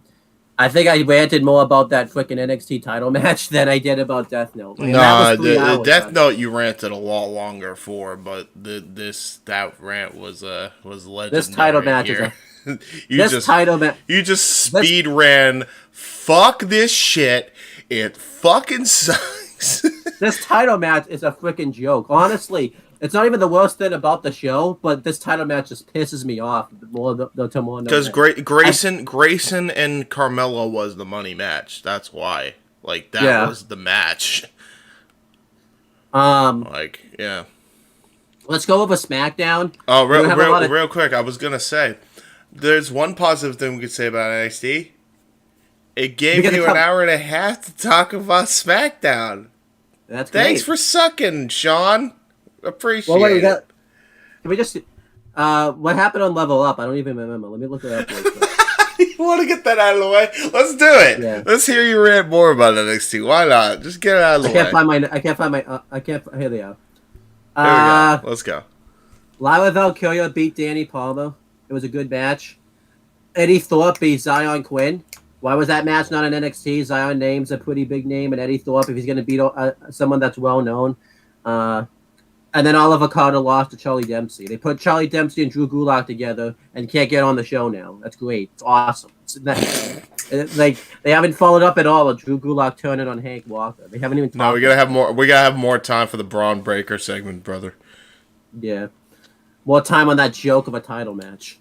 That's like the worst NXT title match I think NXT has ever booked. Like, honestly, that title match just pisses me off to no end. Honestly, it's between that and I forget the other Braun Breaker one that nobody cared about. It might have, honest to God. Oh, I know the Joe Gacy. Oh, Joe Gacy is probably the worst. By the way, so one more thing, because Joe Gacy does show up on the show, I'm pretty sure. Joe Gacy has to be like, I really hope a lot of people see that this guy sucks, because Joe Gacy is fucking terrible. I don't know why we thought this guy was like the next Bray Wyatt. Joe Gacy is terrible. Every match he has sucks. Every feud he has sucks. Dude, he's like the Doink the Clown to Bray Wyatt. Like but not the Matt Bourne kind. Like, he's just the Doink the Clown version of Bray Wyatt. And I'm not one to talk, by the way. This dude is not in win shape. They took him out of like the attire that he was wearing before and put him in like trunks, which I think was a Shawn Michaels call, by the way. And I feel like now that he's in trunks, you could just see this guy is not in win shape. I don't know why they put him in trunks. That was a terrible. He sucks in the ring. He sucks in the mic. His group sucks. Nowhere near ready to be on TV. Why is this a thing? Do you agree, Chris, or do you disagree? Yes. All right, let's just talk about terrible on it. I mainly wanted to speedrun this because I wanted to give time. I want to just talk about it all now. Kevin Owens and Sami Zayn are back together. I wanted to just get NXT out of the way because this deserves more attention anyways. So on SmackDown, Cody Rhodes came out and he was on SmackDown. He cuts a promo and he calls out Kevin Owens and Sami Zayn to be the moderator to get them back together. And Kevin Owens has nothing to say, and Sami Zayn says that it's a lot of the same segments that they've been saying, but it's just so good and so captivating. You just can't help but pay attention to it. I really can't do justice to this segment. I talked about this before. This is where AEW, I think, screwed up with Cody. This should have happened with the Elite. It would have made more sense anyways. Cody Rhodes even mentions the fact that Kevin Owens introduced Cody, well, not to the whole Elite, but just the Young Bucks mainly, because Kevin Owens knew the Young Bucks before. And this segment was just awesome. Kevin Owens walked away. They didn't get back together. Then the next segment, Sami Zayn and KO are backstage, and Sami Zayn says that Kevin Owens isn't just is his brother. They do get along really well with each other, and they say that we need to be together. We need to take down the bloodline. And Kevin Owens drove off, and he had a very green car here, by the way, too, because it was St. Patrick's Day when this aired. Later in the night, Sami Zayn and Jey Uso have this long-awaited segment. It was really beautiful, where Jey Uso and Sami Zayn say all the things that you would expect them to say to each other, where Jey Uso called out Sami Zayn for turning his back on the bloodline. Sami Zayn called out Jey Uso for getting abused by Roman Reigns and accepting it pretty much, and basically planted the seeds that Jey Uso could turn on Roman Reigns in the future. It led to the Usos attacking him, and Kevin Owens ran out, make the save, and they did the hug, and like that it was just ridiculously awesome. This segment was S-rank material. It was awesome. I absolutely loved this segment. It was great stuff. What did you think of it? Thought it was fucking fantastically awesome. Yeah, like it was worth watching SmackDown for, to see Kevin Owens and Sami Zayn finally get back together. Like, I'm so happy about it. Really happy about it. I loved it. I loved every minute of it. I loved every second of it, not just every minute. I love every millisecond of it. It was it was so great. And then we had a mixed tag match. It was Rhea Ripley and Dominic Mysterio versus Zelina Vega and Santos Escobar. This match was great. I especially loved seeing Rhea Ripley and Zelina Vega work with each other. This is probably the best I've seen Zelina Vega ever look in a match. I know she's had other matches and stuff, but I think this was the best because I thought it played to Zelina Vega's strengths and stuff like that. Rhea Ripley ended up hitting the Riptide on her. She got distracted by Dominic Mysterio, and then it allowed her to hit the Riptide. I typically don't like it when they do these type of things because when you hit someone with a move like that, you should knock them out first. But this one made sense this time just because Rhea Ripley is much more powerful anyways than Zelina Vega. This match was great. Afterwards, there was some more stuff with Dominic Mysterio and his father, Rey Mysterio. And Dominic tried to goad his father into fighting him. And this time, Rey Mysterio, cursed out. He went off on Dominic Mysterio, calling him like a street thug and all this type of stuff. And he said that anybody else who called me out, I would kick their ass. And then Rey takes a pause. You think he's actually going to kick his ass. And he doesn't, though. He says he's his son and walks away. I love this segment. It was absolutely fantastic here. What did you think of it? It was great. I think the thing I love about Judgment Day the most is when it's that person's feud, they're the ones that get showcased. So when Finn is feuding with Edge, Finn's the spotlight. When Rhea's feuding with Charlotte, Rhea's the spotlight. And when Dom's feuding with Rey, Dom's the spotlight, which is very much like how Evolution and the Shield used to do business with each other. The only one that hasn't been the spotlight is Damian Priest because he hasn't had any feuds since he joined the Judgment Day, really. So I think they're probably going to do a match between Zelina Vega and Rhea Ripley at just Backlash now. Just because Zelina Vega, when she found out Bad Bunny was hosting it, wants to be on Backlash since it's in Puerto Rico. Because I may be wrong about this. I'm pretty sure her late father was Puerto Rican or something. And that's why she wants to be on the show. I don't think she'd be more over anyways if she goes to Puerto Rico because I don't think anyone knows her father all that much anyways. Unless they tell us, because as everybody knows, her father was one of the victims during 9/11 that didn't make it like out of the building and all that type of stuff. So it would be cool if she showed up at Backlash and gets like a title match. I just kind of hope they don't use that. Just have her have a babyface like match. She doesn't necessarily need to win the belt, but we'll see. Do you see that being a possibility? Yeah. Yeah. I could see it happening. And then they announced. I think it was earlier in the day, but I didn't find out about it till SmackDown because I didn't go in like line really much on Friday and stuff. I was too busy playing 2K23 and losing to John Cena and will showcase like 3,000 times and getting mad. This is why Kane doesn't have a head anymore. His head's gone. But obviously, this is just an action figure. This isn't a voodoo doll, so Kane still has his head, as to my knowledge. Who knows? I hope so. I feel like we would have heard about it on the news by now. But yeah, they're doing a WrestleMania. They're gonna do 2 WrestleMania showcase matches. They're both gonna be 4-way tag matches. They're gonna do a men's one and a women's one. They've announced the men's one this week, but since we're not covering any of this week's stuff, we'll announce what it was next week.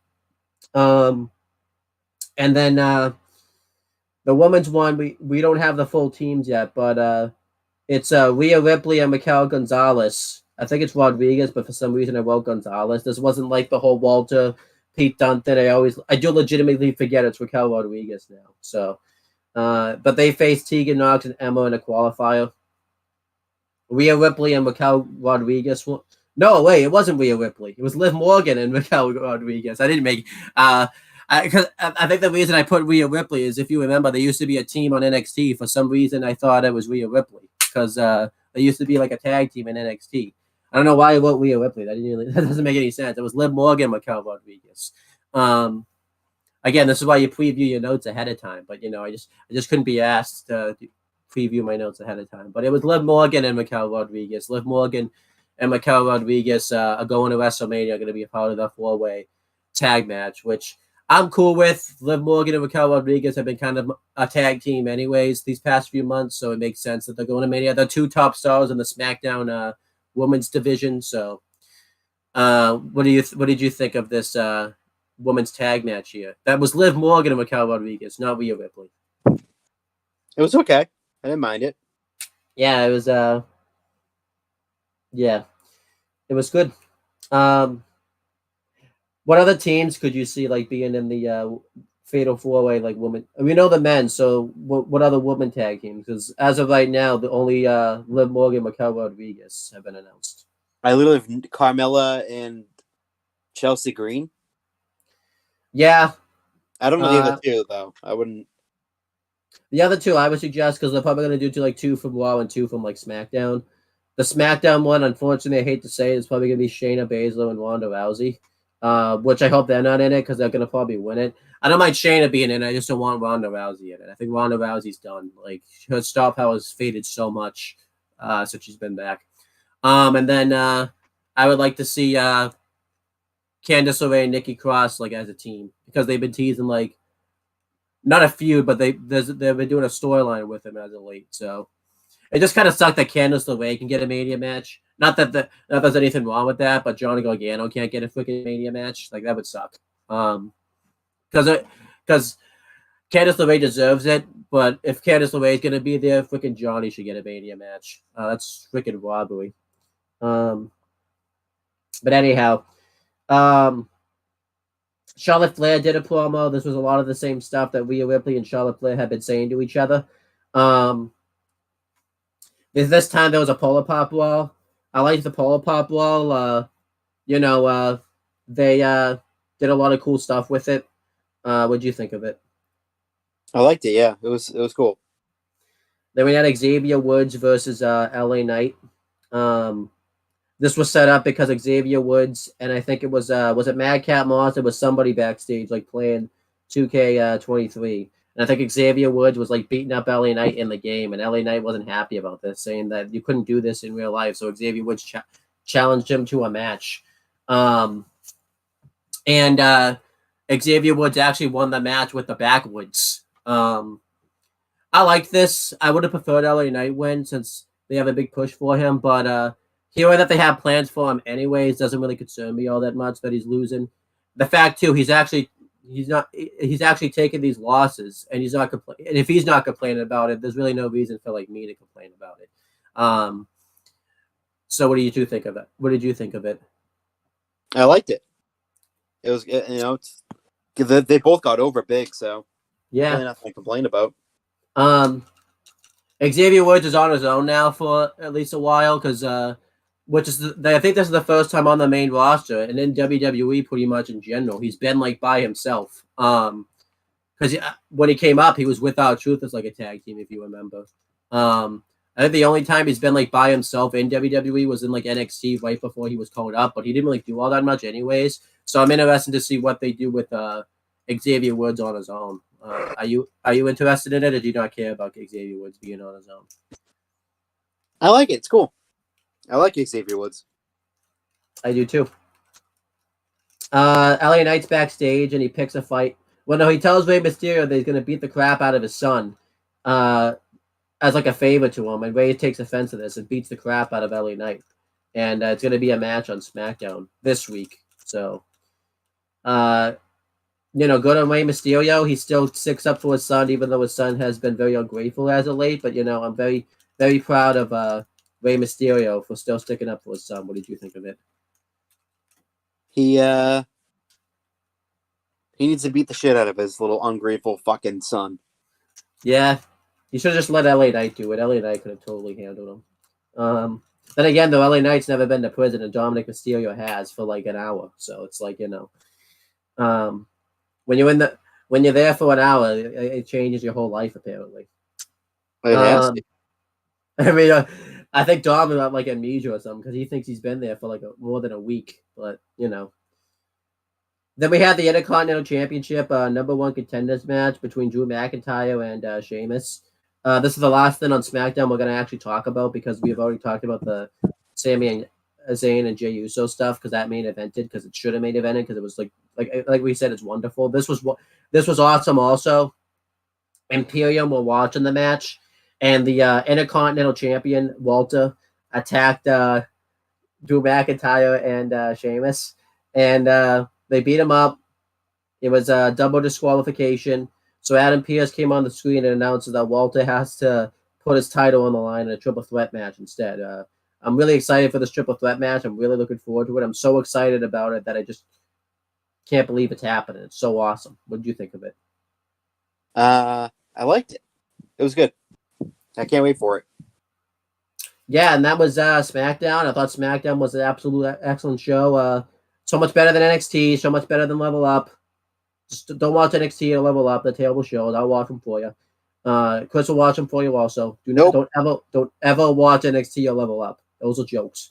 And SmackDown's where it's at. SmackDown's a freaking A+ just for the fact that Kevin Owens and Sami Zayn got together.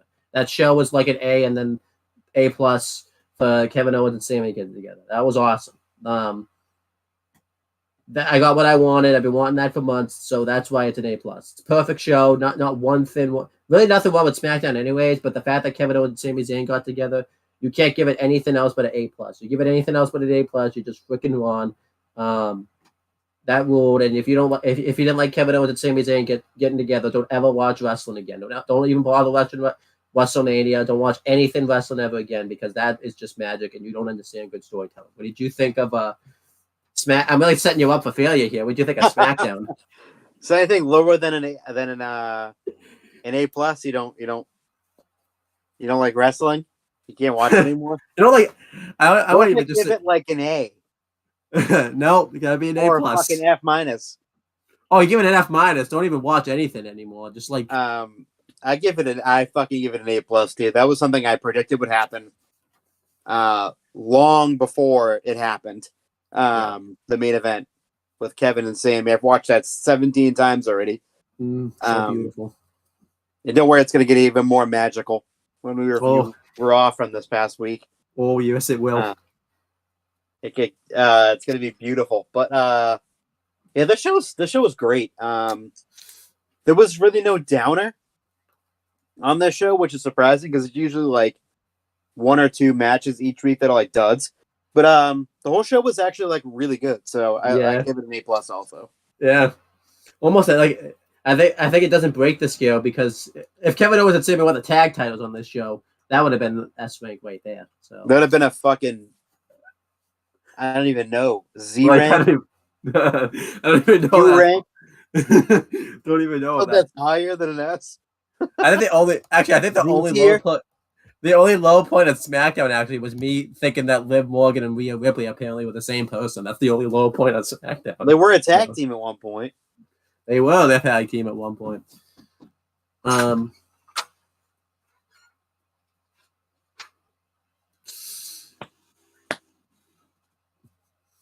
But yeah, so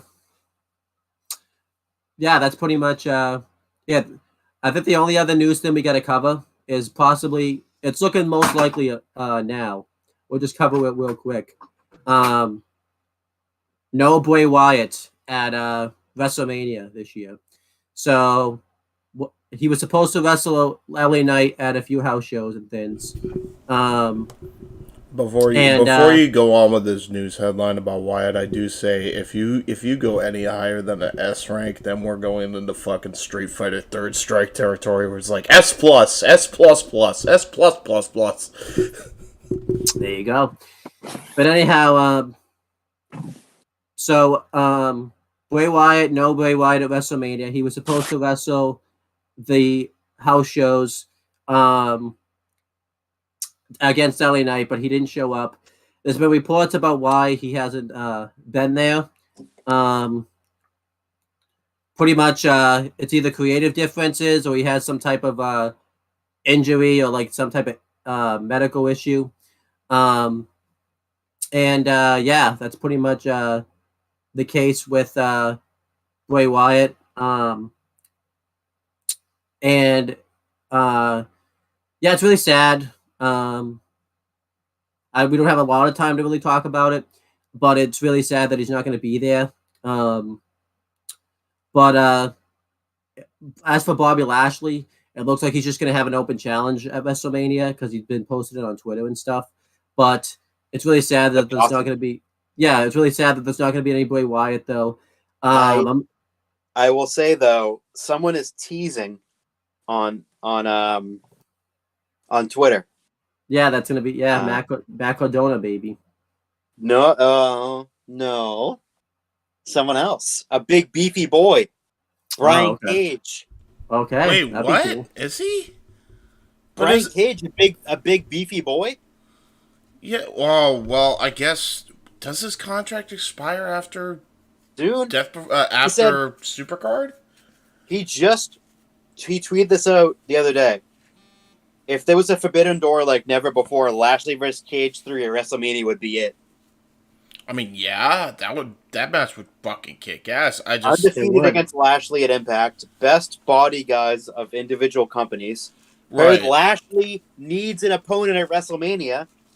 Well, Pretty sure got nothing to do in town after Supercard of Honor. Well, yeah, but I thought I would have thought he would have gone right for fucking teaming with Brock to go up against Omos and MVP and then turn on Brock in like an angle match, almost.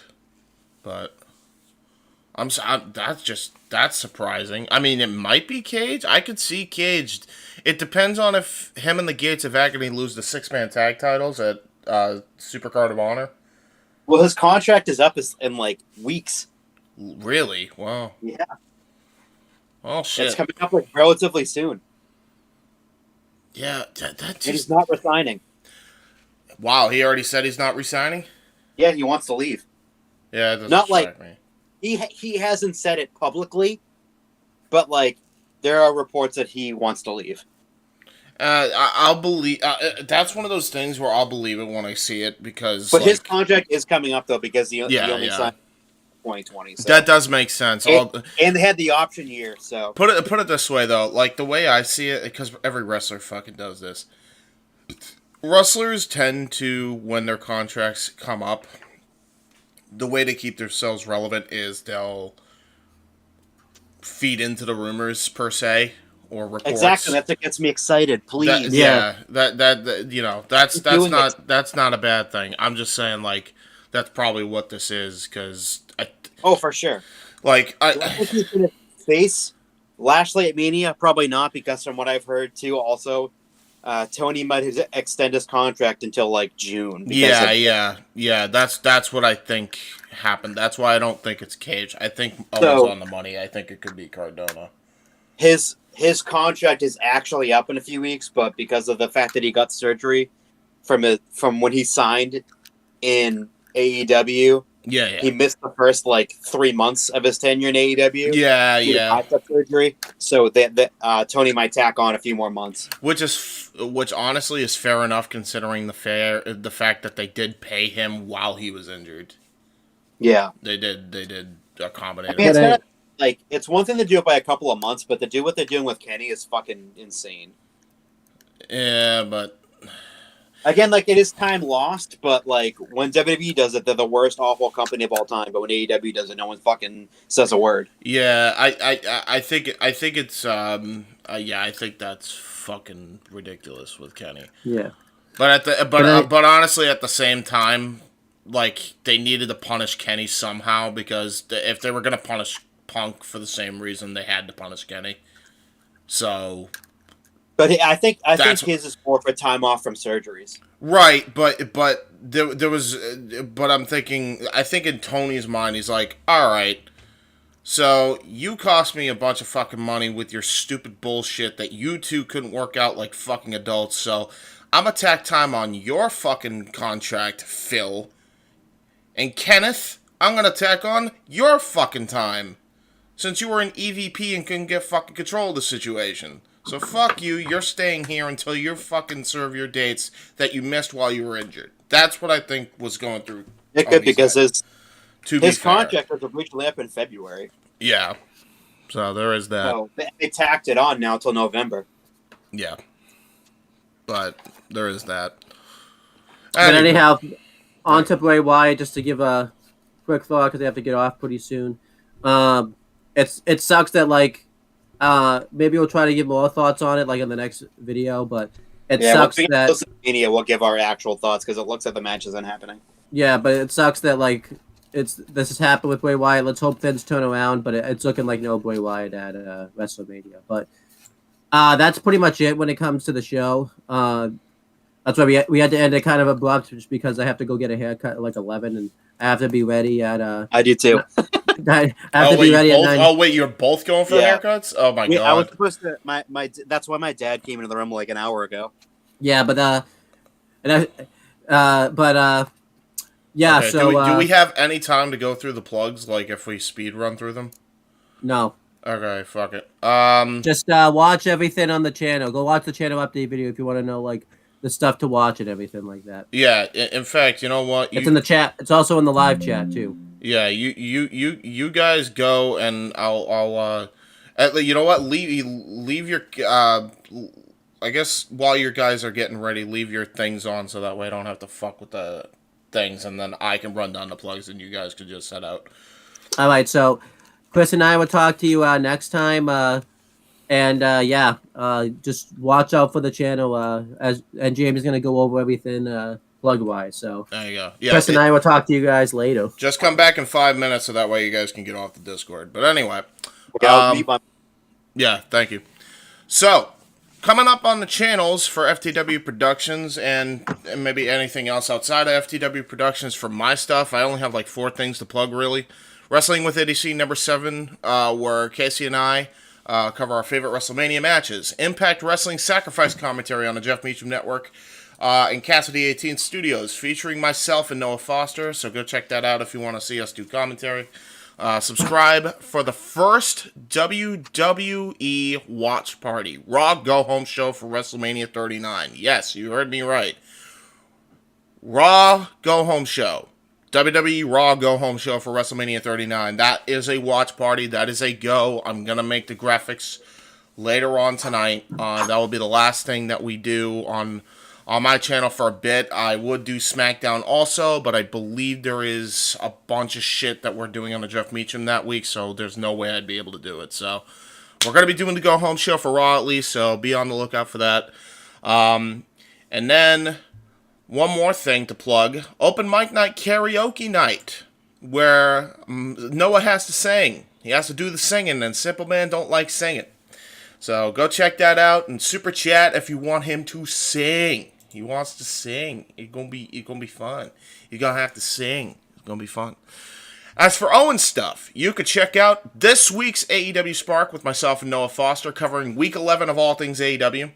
Watch AEW Spark and WWE Aftershock from last week. Watch the first WrestleMania Retro, WrestleMania 15 Retro, WrestleMania 2000 Retro, WrestleMania 25 Retro, WrestleMania 24 Retro with Jeff motherfucking Meacham as the special guest. Watch WrestleMania 21 Retro with the return of John Tuddy. Watch the absolute chaotic catastrophe that was the WrestleMania 10 Retro for good and bad with Steve Coakley raising all sorts of hell. Update video on what to expect for the next few weeks on this channel. So check that out for what's coming up. And then, last but certainly not least, subscribe to Owen's other channels, CM Brothers, and Owen the Talkinator Studios. Check all that out. And until next time, Owen, sit you back. Say your catchphrase! Say your catchphrase! I guess he can't say his catchphrase. Okay. Well, see ya, brother. Alright, we will talk to you guys later, and since this is being live streamed in the present, we will talk to you guys in the very near future. Stay tuned tonight for WrestleMania 23 Retro with Mike Nikos later on tonight at 8 p.m. while Dynamite is live. We would do it before Dynamite, but again, everything's just kind of been rearranged all over the place. So again, expect the changes as they happen. But this should be the last change. See WrestleMania 23, WrestleMania 26 on Thursday, and finally WrestleMania 18 will round out the retros for WrestleMania retros. So that is done. We'll see you guys next time. Peace out. Podcast has concluded. Be sure to check out more group discussion as far as WWE content is concerned, and check out more content from For the Win Productions.